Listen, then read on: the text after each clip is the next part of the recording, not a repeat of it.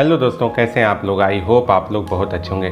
दोस्तों, inter district transfer अंतर जनपदीय ट्रांसफ़र में कैसे आवेदन करना होता है, और अगर पति या पत्नी भी किसी सरकारी सेवा में है, बेसिक शिक्षा विभाग में है और उसका भारांक प्राप्त करते हुए वे आवेदन करना चाहते हैं तो किस डॉक्यूमेंट के साथ जाना होगा। क्योंकि मैंने अंतर जनपदीय स्थानांतरण लिया था सन 2020 में, तो मैं उसी आधार पर जो भी जानकारी मेरे पास उपलब्ध है मैं आपके साथ शेयर करने जा रहा हूँ। तो वीडियो को स्किप मत कीजिएगा। तो चलिए शुरू करते हैं। नमस्कार दोस्तों, मैं कुंवर सिंह आपके अपने चैनल फाइनेंस की पाठशाला में आप सभी का स्वागत करता हूँ। दोस्तों, इस चैनल पर हम लोग फाइनेंस से संबंधित डिफरेंट टॉपिक्स पे बात करते हैं और खासकर एनपीएस ओपीएस पर। साथ ही मुझे जब लगता है कि शिक्षकों के लिए यह जानकारी जरूरी है तो उस पर भी वीडियो बनाता रहता हूँ। तो चैनल को सब्सक्राइब करके बेल आइकन बटन को प्रेस जरूर कर दीजिएगा और साथ में मेरे मोटिवेशन के लिए इस वीडियो को लाइक भी जरूर कर दीजिएगा। तो चलिए शुरू करते हैं आज की पाठशाला।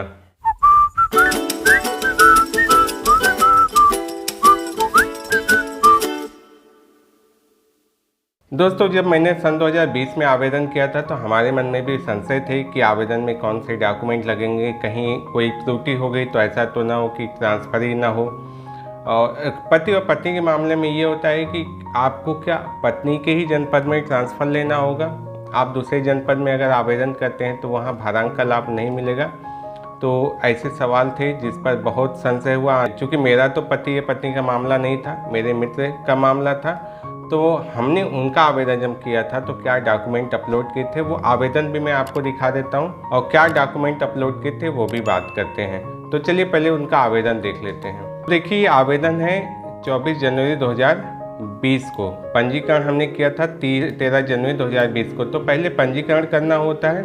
पंजीकरण में ही आप मैक्सिमम जानकारी दे देते हैं कि आप कहाँ कार्यरत हैं, आपका निवास क्या है, ये सब चीज़ें आप जानते थी, मोबाइल नंबर, ये सब हो जाता है। और आप आवेदन जब पूर्ण आवेदन करते हैं तो कुछ चीज़ें और उसमें जो बाकी रहती है वो अपलोड करते हैं। तो देखिए, यहाँ पर जनपद जहाँ पर कार्यरत थे, गृह जनपद, ये सारी चीज़ें हो गई, नाम हो गया, डेट ऑफ बर्थ हो गया। आगे भरा पॉइंट में कि क्या दिव्यांग है, नहीं, प्रथम नियुक्ति तिथि भरी और वर्तमान जनपद में कार्यभार ग्रहण करने की तिथि। तो नियुक्ति तिथि जो आपके ज्वाइनिंग लेटर में होता है और जब जनपद में कार्यभार ग्रहण करते हैं, तो ये दोनों में अंतर हो सकता है। मोबाइल नंबर, जिस नंबर से आप रजिस्टर करेंगे वो नंबर आपका होता है, जिसे यहाँ मैंने ब्लर कर दिया है। प्रथम नियुक्ति तिथि, पिता का नाम, माता का नाम, स्थायी पता और कार्यरत विषय। तो ये गणित शिक्षक है तो इन्होंने मैथ यहाँ पर चुना है। क्या विवाहित हैं, यस। पति पत्नी सरकारी सेवा में, यस। मेरे मामले में नो था लेकिन इनके मामले में ऐसा है। तो आपको अपनी पत्नी का फिर नाम लिखना है क्योंकि आप यहाँ भारांक लेने वाले हैं। सेवा का प्रकार तो आप चुनेंगे, उसमें स्टेट है, सेंट्रल गवर्नमेंट तो स्टेट गवर्नमेंट। फिर डिपार्टमेंट का नाम हमने खुद लिखा था, अगर ऑप्शन आता है चुनने के लिए ठीक है, नहीं तो आप लिख दीजिएगा basic education department Uttar Pradesh. अब आगे पूछा है कि ऐसी अध्यापकाएं अध्यापक जिनके पति या पत्नी भारतीय वायुसेना, नौसेना, सैनिक बल सब में हो, तो यहाँ पर इनके मामले में नो है। पूछा स्थानांतरण चाहने का कारण, तो यहाँ पर प्रकार पूछा था। तो ऐसे अध्यापक अध्यापकाएं जिनके पति या पत्नी दोनों ही सरकारी सेवा में हों, तो कारण में यहाँ पर ये चुना गया। और चाहने के कारण की फोटोकॉपी में यहाँ पर जो पत्नी का जो ज्वाइनिंग लेटर था, नियुक्ति पत्र था, उसकी पीडीएफ कॉपी यहाँ पर अपलोड की गई है। बाकी आपका इस बार 7 जनपदों के विकल्प मांगे गए हैं, तो हमारे समय में 5 ही मांगे गए थे, तो हमने 5 जनपदों का विकल्प यहाँ पर दिया था। तो ये इनकी पत्नी का जनपद था, इटावा।